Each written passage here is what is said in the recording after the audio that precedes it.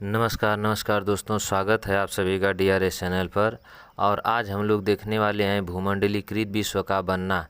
इसका भाग 7 देखेंगे और एक भाग और बचा है, तो अगले वाले वीडियो में उसको देखेंगे और ये चैप्टर पूरी तरह से समाप्त हो जाएगा।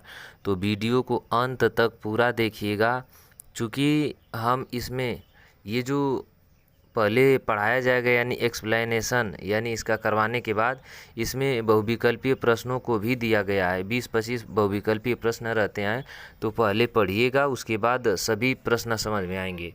तो चलिए शुरू करते हैं बिना देरी किए।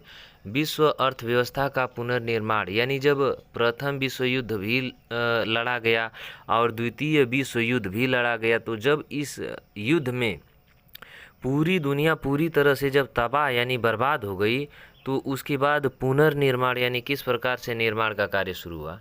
तो प्रथम विश्व युद्ध की समाप्ति के लगभग 2 दशक बाद ही दूसरा विश्व युद्ध आरंभ हो गया था। यानी प्रथम विश्व युद्ध जो था 1939 तक 1919 तक और 20 साल बाद 1939 से 1945 तक द्वितीय विश्व युद्ध लड़ा गया। इसके बाद क्या हुआ कि द्वितीय विश्व युद्ध भी 2 खेमों के बीच लड़ा गया था, जो कि निम्नलिखित हैं। प्रथम खेमा यानी प्रथम मित्र राष्ट्र में ब्रिटेन, जिसे हम लोग इंग्लैंड यानी लंदन कहते हैं, सोवियत संघ, फ्रांस और अमेरिका, ये लोग एक पक्ष में थे। इसके बाद दूसरा पक्ष था धुरी राष्ट्र। तो धुरी राष्ट्र के अंतर्गत आने वाले जर्मनी, इटली, जापान, ये सब धुरी राष्ट्र थे। यह युद्ध 1939 से 1945 तक लड़ा गया था और इस 6 वर्ष चले युद्ध में लगभग 6 करोड़ लोग मारे जा चुके थे, जो कि तत्कालीन मतलब उस समय की विश्व जनसंख्या का 3% था, 3% था। इतने बड़े पैमाने पर मानहानि हुई थी। इसके बाद इस युद्ध में एशिया तथा यूरोप के विशाल भूभाग तबाह हो गए। यानी जो एशिया और यूरोप महाद्वीप, चूँकि इन्हीं में अधिकांश लड़ाई हुई थी। इसके बाद पुनर्निर्माण का काम 2 बड़े प्रभावों के साए में आगे बढ़ा। पश्चिमी साए में था अमेरिका और दूसरी ओर सोवियत संघ को आज हम लोग रूस के नाम से जानते हैं। यानी रूस सोवियत संघ जो कि 15 देशों में टूट गया। उन 15 देशों के नाम आगे हम बता देंगे अभी। तो इसके बाद क्या हुआ कि एक तरफ अमेरिका हो गया पश्चिम साइड और पूरब साइड सोवियत संघ यानी रूस। यह दोनों देश उस समय के महाशक्तिशाली देश थे। यानी ये दोनों देश उस समय के महाशक्तिशाली देश थे। फिर द्वितीय विश्व युद्ध के बाद लगभग पूरी दुनिया में तबाही आ चुकी थी। इसी तबाही को देखते हुए अमेरिका ने सोचा कि अर्थव्यवस्था को जीवित किया जाए। यानी अर्थव्यवस्था को जीवित करने के लिए एक सम्मेलन किया, जिसका नाम है ब्रिटेन हो गया है, ब्रेटन वुड्स सम्मेलन। तो ये ब्रेटन वुड्स सम्मेलन क्या है, तो पूरी दुनिया में आर्थिक स्थिति को सुधारने के लिए सम्मेलन किया गया था। क्योंकि जब अमेरिका को लग गया था कि अब इसके बाद पूरी दुनिया तबाही में चली जाएगी, तो उसको समझ में आया कि कुछ ऐसी व्यवस्था का निर्माण किया जाए जहां से लोगों को पैसा दिया जाए और लोग अपनी आर्थिक स्थिति को यानी पैसे लेकर के बिजनेस करें या कुछ भी करके अपना अर्थव्यवस्था फिर से बना सकें। तो इसके बाद क्या हुआ, ब्रेटन वुड्स सम्मेलन देखते हैं कि क्या है। तो ब्रेटन वुड्स सम्मेलन एक ऐतिहासिक सम्मेलन था, जिसको जुलाई 1944 में अमेरिका के न्यू हैम्पशायर राज्य के ब्रेटन वुड्स नामक स्थान पर किया गया था। यानी ये जो ब्रेटन वुड्स सम्मेलन है, ये ब्रेटन वुड्स ये एक जगह का नाम है और इसमें 44 देशों के यानी 44 देश भाग लिए थे। मतलब 44 देशों के प्रतिनिधियों ने यानी जो भी हेड थे वो लोग भाग लिए थे मतलब हिस्सा लिए थे, ये नहीं कि भाग गए थे छोड़ करके। तो 1944 में इसकी स्थापना हुई और अमेरिका में हुई। यानी ये मेन इसका जो हेड था वो अमेरिका था और अमेरिका का राज्य का नाम हैम्पशायर था। इसके बाद इसमें क्या किया गया, इस सम्मेलन का उद्देश्य क्या था कि द्वितीय विश्व युद्ध के बाद अंतर्राष्ट्रीय मौद्रिक मतलब पैसा होता है, यानी इंटरनेशनल पैसे प्रणाली को स्थिर बनाना और वैश्विक आर्थिक सहयोग को बढ़ावा देना था। आर्थिक सहयोग का मतलब रुपया पैसा दे करके पूरी दुनिया की अर्थव्यवस्था को जीवित किया जाए, जिससे कि लोगों को रोजगार बढ़े, आय बढ़े। और इस सम्मेलन के मुख्य बिंदु का मतलब क्या है कि ब्रेटन वुड्स सम्मेलन के परिणाम स्वरूप, यानी जब वहाँ पर सम्मेलन किया गया यानी बैठक की गई, तो वहाँ पर दो प्रमुख संस्थानों की स्थापना की गई। एक का नाम है IMF यानी इंटरनेशनल मॉनिटरी फंड, ये पूछा जाता है, हिंदी होता है अंतर्राष्ट्रीय मुद्रा कोष यानी इंटरनेशनल मॉनिटरी फंड, और दूसरा था विश्व बैंक, जिसे वर्ल्ड बैंक या IBRD के नाम से भी जानते हैं। तो इन दो संस्थानों का क्या हुआ, स्थापना किया गया ब्रेटन वुड्स सम्मेलन में। किस राज्य में? New Hampshire. कहाँ पर? अमेरिका में। फिर इस प्रणाली में तमाम देशों की मुद्राओं को अमेरिकी डॉलर के साथ एक निश्चित विनिमय पर जोड़ा गया और अमेरिकी डॉलर को सोने के साथ भी जोड़ा गया था। यानी यहाँ पर कहा गया कि अमेरिका अगर मान लीजिए कह देगा कि आप भारत से 50 रुपया देंगे तो हमारे $1 के बराबर होगा, तो वो मानना पड़ेगा, क्योंकि इसका हेड जो था वो USA अमेरिका था, USA अमेरिका था। बहुत इम्पॉर्टेंट चैप्टर है, इसको देखेंगे, बहुत अच्छे प्रश्न मिलेंगे। इसके बाद और क्या किया गया इसमें, और $1 यानी जो अमेरिका में डॉलर चलता है, जैसे हमारे भारत में रुपया, तो $1 की कीमत 35 औंस सोने के बराबर निर्धारित की गई थी। और 1 औंस सोना बराबर कितना ग्राम होता है? तो 1 औंस जो सोना होता है वो होता है 28.35 ग्राम, यानी $1 में 35 औंस सोना मिलता था और 28.35 ग्राम होता है 1 औंस बराबर। फिर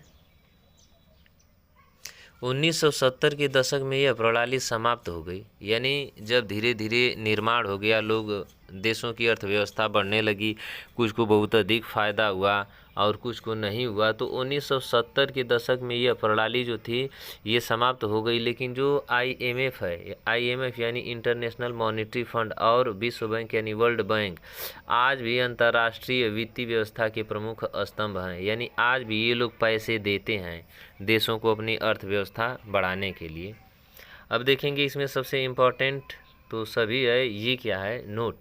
जो वर्ल्ड बैंक है, यानी जिसे हम किसके नाम से जानते हैं, तो जिसे विश्व बैंक यानी वर्ल्ड बैंक के नाम से जाना जाता है, का अन्य नाम, इसका एक और नाम है IBRD यानी international bank for reconstruction and development, यानी अंतर्राष्ट्रीय पुनर्निर्माण और विकास बैंक इसका दूसरा नाम है। तो पूछता है कि विश्व बैंक का एक और नाम बताइए, तो IBRD यानी international bank for reconstruction and development. और नोट में क्या है, ये भी इम्पोर्टेंट है कि जो अमेरिका है, चूँकि जो ब्रेटन वुड्स सम्मेलन किया गया था वो अमेरिका में, तो वो विश्व बैंक रहे चाहे IMF, इनके किसी भी फैसले को वीटो कर सकता है।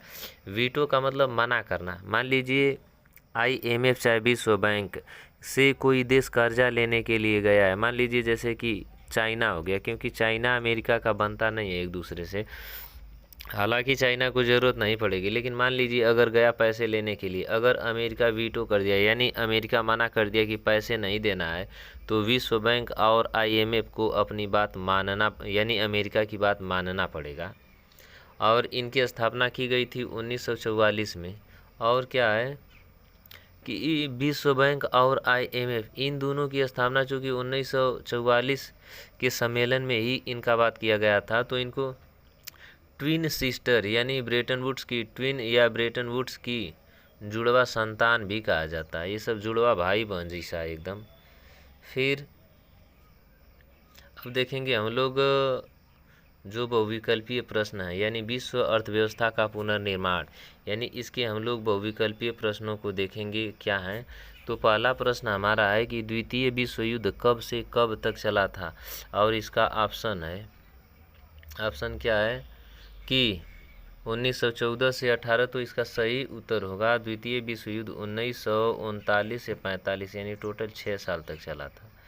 इसके बाद अगला प्रश्न हमारा है, अगला प्रश्न क्या है ये देखिए, उत्तर है 1939 से 1945 तक। इसके बाद अगला प्रश्न देखेंगे, बहुत ज़रूरी है प्रश्नों को देखना। कहाँ गया, कह रहा है कि द्वितीय विश्व युद्ध में मित्र राष्ट्र कौन कौन से थे। तो मित्र राष्ट्र के अंतर्गत देखेंगे कौन कौन मित्र राष्ट्र था। तो ये थोड़ा सा ये देखेंगे, मित्र राष्ट्र कौन था, जर्मनी, इटली, जापान, ये तो दूरी था। कौन था, ब्रिटेन, सोवियत संघ, फ्रांस, अमेरिका। तो हमारा ऑप्शन जो बी है वही सही होगा, ब्रिटेन, सोवियत संघ यानी रसिया, फ्रांस और अमेरिका। अगला प्रश्न ये देखिए, उत्तर हमारा है, अगला प्रश्न बोल रहा है, क्या बोलो जी, अगला प्रश्न, द्वितीय विश्व युद्ध में धुरी राष्ट्र कौन से थे। तो धुरी राष्ट्र में अभी जर्मनी किधर गया, आ जाओ भाई जर्मनी। तो जर्मनी था, इटली था, जर्मनी, इटली और जापान, यानी option B is the correct answer. And the next question ये देखिए, हमारा आंसर है बी वाला, जर्मनी, इटली, जापान। इसके बाद बोल रहा है कि द्वितीय विश्व युद्ध में लगभग कितने लोग मारे गए थे, यानी जो सेकेंड वर्ल्ड वार था इसमें कितने लोग मारे गए थे। तो इसका ऑप्शन हमारे यहाँ ये है, ये ऑप्शन है। तो 60 लाख नहीं, लगभग 6 करोड़ लोग मारे जा चुके थे, यानी 6 करोड़, और 6 साल तक चला था, 6 करोड़ लोग मारे जा चुके थे। इसके बाद अगला प्रश्न ये देखिए, उत्तर है 6 करोड़। अगला प्रश्न है कि द्वितीय विश्व युद्ध के समय विश्व जनसंख्या का लगभग कितने प्रतिशत लोग मारे गए थे, यानी उस समय जितनी भी जनसंख्या थी उसमें से कितने परसेंटेज लोगों को मारा जा चुका था। तो इसका सही उत्तर ऑप्शन जो है हमारा 1%, 2%, तो ये जैसा कि 3% पूरी विश्व की जनसंख्या के लोग मारे गए थे। इसके बाद ये उत्तर हो गया। अगला प्रश्न, टोटल 20 प्रश्न है, ये हमारा 6वां प्रश्न है।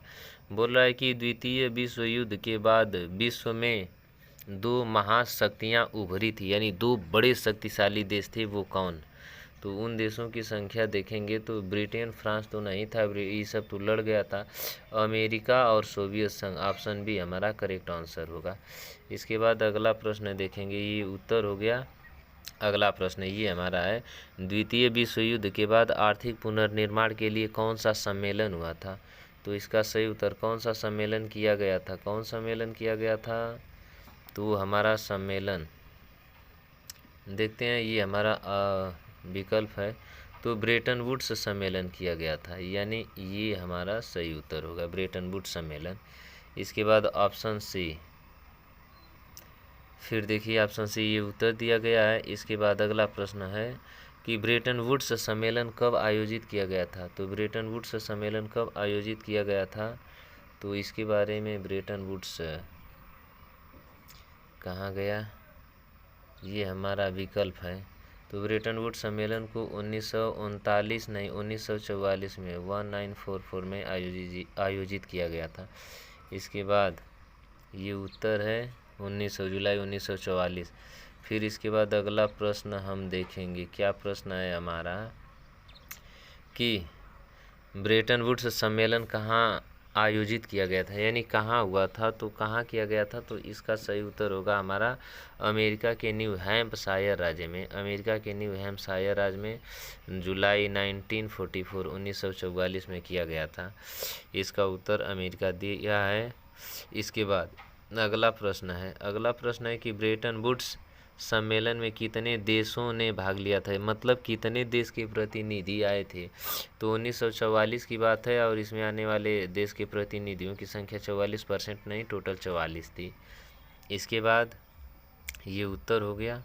इसके बाद अगला प्रश्न है कि ब्रेटन वुड्स सम्मेलन का मुख्य उद्देश्य क्या था, यानी ब्रेटन वुड्स सम्मेलन को क्यों आयोजित किया गया था। तो इसका मुख्य उद्देश्य था कि युद्ध को समाप्त करना था, कि अंतर्राष्ट्रीय मौद्रिक माने पैसा को स्थिर बनाए रखना, यही हमारा सही आंसर होगा बी वाला, क्योंकि मौद्रिक प्रणाली को स्थिर बनाएंगे तो लोगों को पैसे मिलेंगे, इसके बाद रोजगार होगा। ये रहा उत्तर। और इसके बाद अगला प्रश्न हमारा बोल रहा है कि ब्रेटन वुड्स सम्मेलन के परिणाम स्वरूप किन दो संस्थाओं की स्थापना हुई थी। यानी ब्रेटन वुड्स सम्मेलन के परिणाम स्वरूप किन दो संस्थाओं की स्थापना हुई। तो कौन सी दो संस्थाएं थी। यूनेस्को तो नहीं था, IMF और विश्व बैंक, यानी ऑप्शन बी हमारा एकदम करेक्ट आंसर है। अगला प्रश्न ये उत्तर हो गया। अगला प्रश्न है हमारा कि ब्रेटन वुड्स प्रणाली में मुद्राओं को किसके साथ जोड़ा गया था। तो किसके साथ जोड़ा गया था। अमेरिका में कौन सी मुद्रा चलती है। तो अमेरिका में चलता है ऑप्शन बी यानी डॉलर के साथ जोड़ा गया था।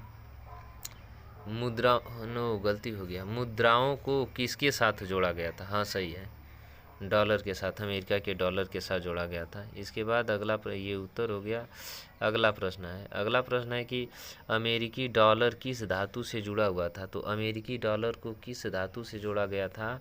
तो इसका सही उत्तर हमारा होगा ये सोना से कि चांदी से, तांबा से। तो इसका सही उत्तर बी सोना से जोड़ा गया था। इसके बाद ये उत्तर हो गया ब्रेटन वुड्स। 5 प्रश्न और बचे हुए हैं।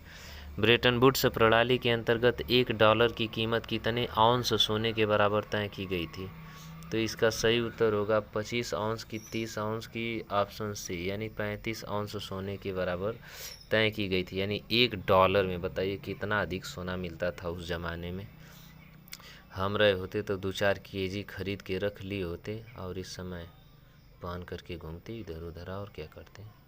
इसके बाद अगला प्रश्न हमारा है, क्या प्रश्न है, बहुत अच्छा सा प्रश्न है। ब्रेटन वुड्स प्रणाली किस दशक में समाप्त हो गई थी। तो 1970 में, जैसा कि अभी बताया गया कि ये 1970 के दशक में धीरे धीरे क्या हो चुकी थी, ख़त्म हो चुकी थी। क्योंकि किसी को लाभ मिल रहा था, किसी को नहीं मिल रहा था, तो कुछ लोग दुखी घुसिया जा रहा था। इसके बाद 1970 ये उत्तर हो गया।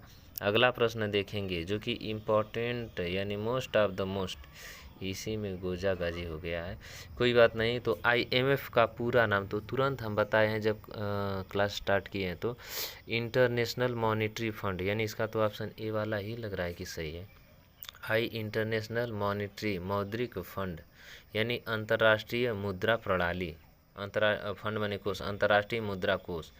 इसके बाद हमारा यही आंसर सही हो गया यानी IMF। इसके बाद अगला प्रश्न हमारा है कि विश्व बैंक, कितना बड़ा इसका विकल्प दिया है, विश्व बैंक का अन्य नाम क्या है। तो विश्व बैंक का अन्य नाम बड़ा है ही, तो ऑप्शन बड़े रहेंगे।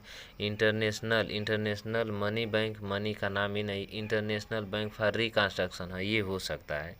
तो इसका सही उत्तर हमको लग रहा है कि international bank for reconstruction and development यानी IBRD, हमारा यही वाला सही है। ऑप्शन कौन है, ये ऑप्शन कौन है। तो option B is the correct answer.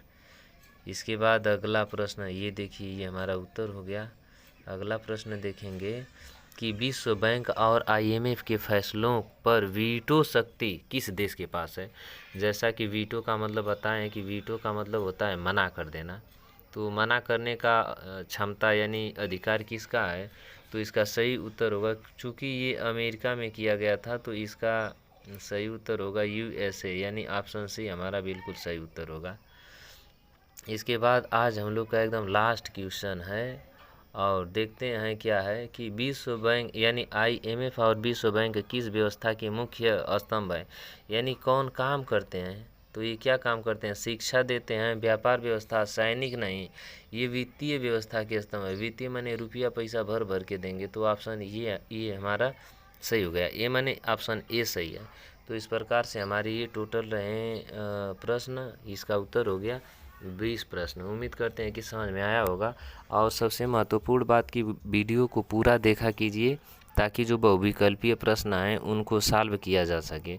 और इसके साथ साथ अब कल एक क्लास और लिया जाएगा जिसके बाद यह चैप्टर पूरी तरह से ख़त्म हो जाएगा।